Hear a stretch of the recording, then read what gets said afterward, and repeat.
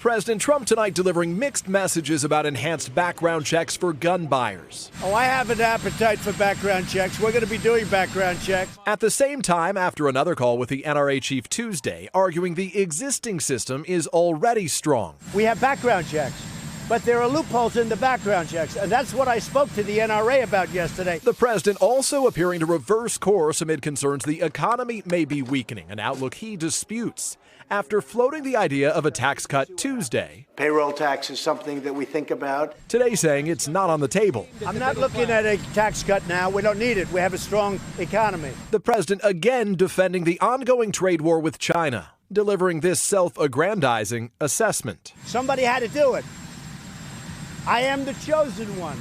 Somebody had to do it. So I'm taking on China. President Trump also digging in, again painting Jewish Americans as disloyal if they support Democrats. I think that if you vote for a Democrat, you're very, very disloyal to Israel and to the Jewish people. Many Jewish groups have condemned the comments, accusing the president of echoing an anti-Semitic trope that Jewish people have dual loyalties and are more devoted to Israel than to their own countries. I thought that the prime minister's statement that it was absurd, it was an absurd idea, was nasty. I thought it was an inappropriate statement. And tonight, the president's found another target, blaming the Prime Minister of Denmark, a longtime ally, for the abrupt cancellation of a state visit there next month, after she ridiculed his desire to buy Greenland. It was nasty. I thought it was an inappropriate statement. All they had to do is say, no, we'd rather not do that, or we'd rather not talk about it. Don't say what an absurd idea that is.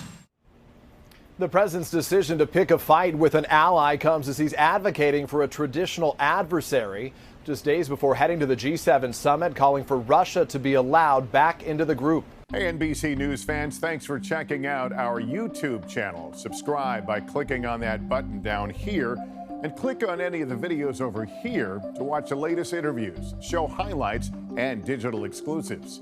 Thanks for watching.